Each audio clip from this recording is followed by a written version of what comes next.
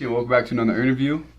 I'm your host for today, Ethan Erickson. I'm here with my guest, Fisher Jackson.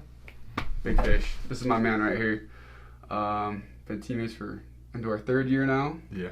I'm excited. Let's be some good conversations. First of all, I want to thank all you Cougar fans for watching and keeping this going. I enjoy doing these interviews, and it's always fun to keep talking to more athletes and get you guys to a little bit more of an inside look on these athletes' lives. So Fish, where are you from? South Jordan, Utah. South Jordan. Not very far from here. Harriman's finest. Yeah. Yep. So you played with Blake Yeah.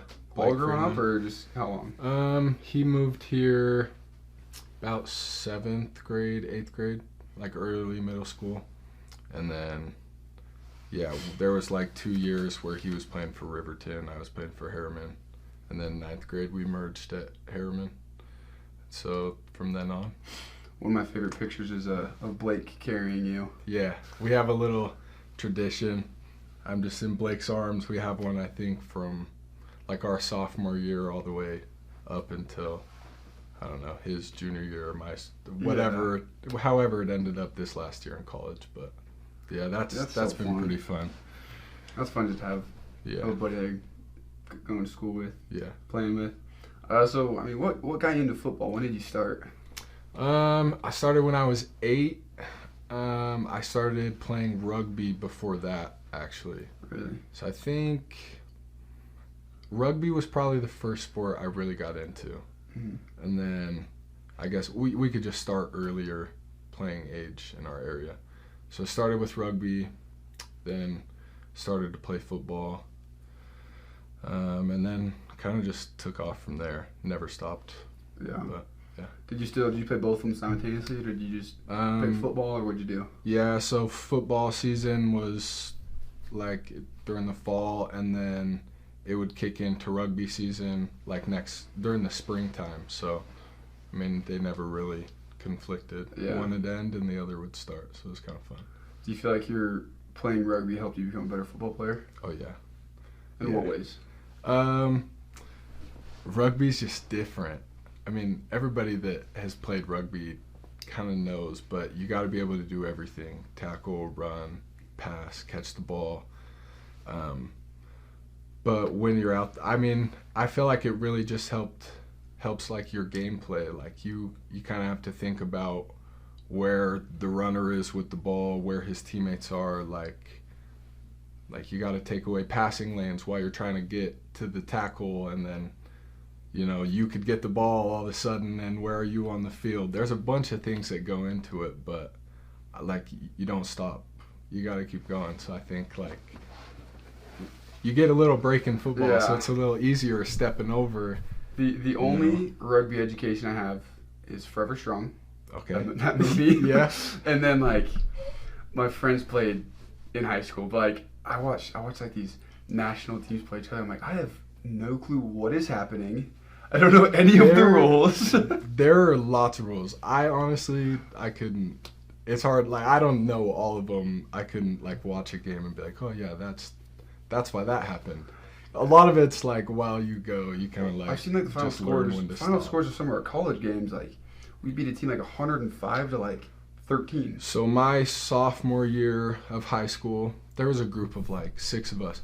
I think a handful of them actually play here on the BYU team, because also my coaches from high school are now the 2 coaches for our rugby team. Okay.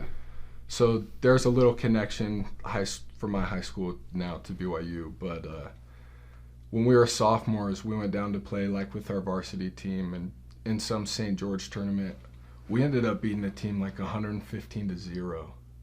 What's like a normal score of like a match?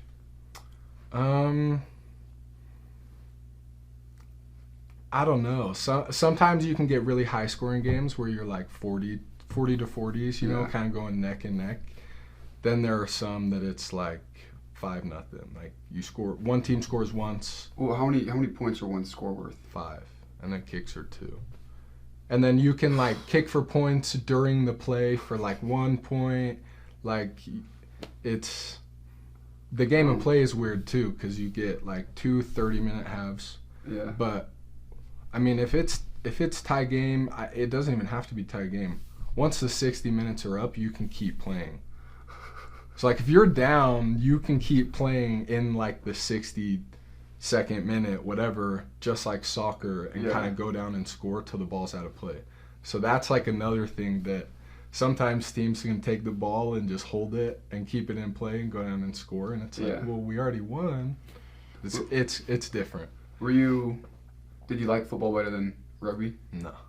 No. I still like rugby better than football. Did you get recruited to play here?